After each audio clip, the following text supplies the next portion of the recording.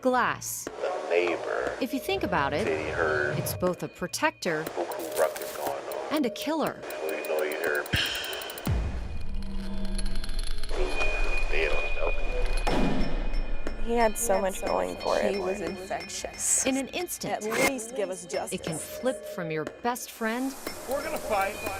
to a scorned lover. As a possible homicide.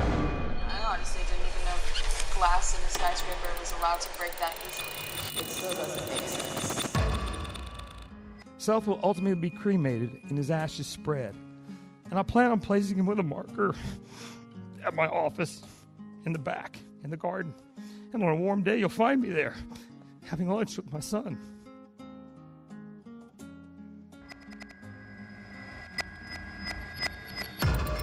With each piece, each pane, each shard, hiding a translucent little secret deep within. It's never all cleaned up. We revere it, yet fear it, because you can't see or feel how much it will take to make it break.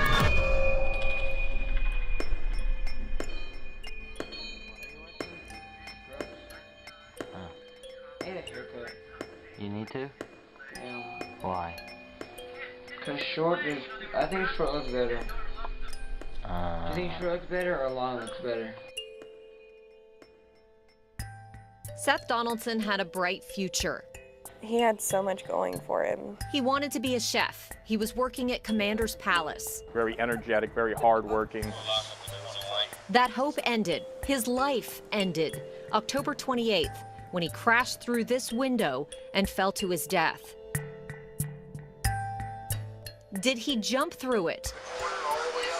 Did he fall through it? Just a lot of loud noise there. Was he pushed through it? It sounded like they struggled a little bit. His parents say the investigation into his death was fatally flawed. But that's not the end of this story. He fell through a window? I think if he were thrown up against the window accidentally, there's a very big problem with the window. You can get through a window, but it ain't easy. Shouldn't be easy. Are high-rise windows safe? There's a crack in everything. But like he says, that's how the light gets in. The story of that window begins back in time, 6 decades back in time, in 1953 as an office building. But architect Marcel Wisnia converted it to apartments in 2011. Wisnia once estimated to the state that Saratoga would cost $31.5 million to convert it to apartments. But there's nothing in city records to indicate that he changed out the building's original 1950s windows. He's actually beating on this. I went to a window expert to find out what 1950s windows might be. So Ronnie, how long have you been working in the glass business? About 45 years. 45 years, so you know a little bit about glass. A little bit.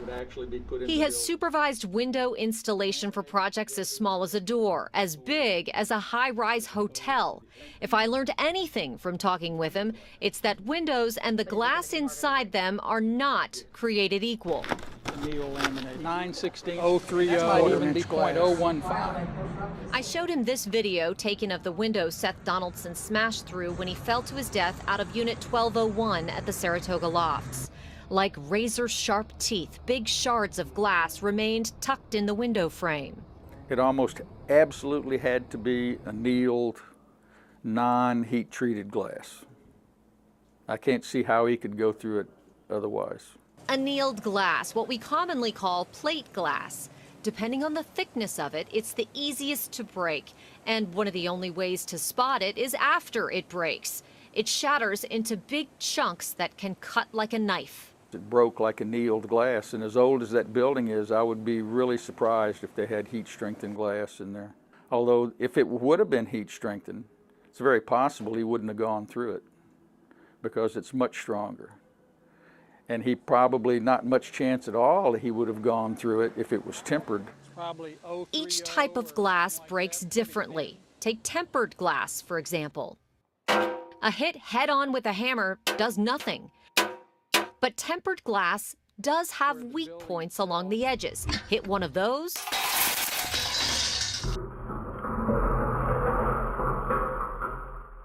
even that can be considered safer than the type of glass likely in the Saratoga windows because the little pebbles are not as sharp.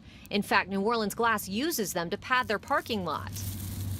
Are we dealing with annealed glass, which is sharp and bright and the cheapest stuff you can find and is definitely not appropriate for windows?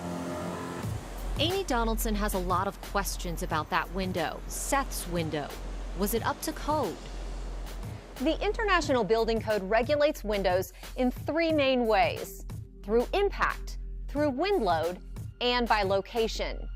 In new buildings in New Orleans, the windows from the ground to 30 feet in the air have to be able to withstand the impact of big things. Big things like, say, a 2x4 because of hurricanes. From 30 feet to 60 feet in the air, those windows have to be able to withstand the impact of small things like a rock or a pebble. And then from 60 feet in the air all the way up, the impact requirements pretty much go away. They just have to be able to withstand about 140-mile-an-hour winds. But those safety requirements also depend on where the windows are positioned inside the building and how big they are. For example, floor-to-ceiling windows are going to have safeguards that are required. But if you shrink those windows and move them at least 36 inches off the floor in an apartment building, for example, those safeguards go away. You look at a building like that, and I've counted up, I think 800 windows. How many windows are there that kind of thing could happen? It's insane to think that we care about safety only up to the 5th floor. So what's the deal with the Saratoga? How did Wisnia update the building without updating the windows? We sat down with the New Orleans Safety and Permits Director, Zach Smith, to find out. In historic buildings such as the Saratoga, this undergoing the renovations it underwent without specifically asking to change windows would not be required to change windows. There's this tiny paragraph in the International Building Code that allows historic exemptions for anything that building officials say is not a, quote, distinct life safety hazard. The real kicker here is that it's a historic renovation. So they get historical exemptions to keep the windows that are original to the building. I'm gonna throw a chair right now. And the Saratoga is not alone. In fact, you can hear the change. Construction. Historic office conversions are booming downtown. There's quite a few. We're talking about dozens and dozens and dozens downtown. Using city permit data, we found at least 101 historic conversion projects in the CBD alone over the past 10 years. All of those destined for hotels, condos, or apartments now. So there's a good chance that a lot of those buildings could have annealed glass windows in them. There is definitely a possibility. Smith says the International Building Code is designed to eliminate significant risk, not all risk. And that as awful as it is, Seth's case is unusual.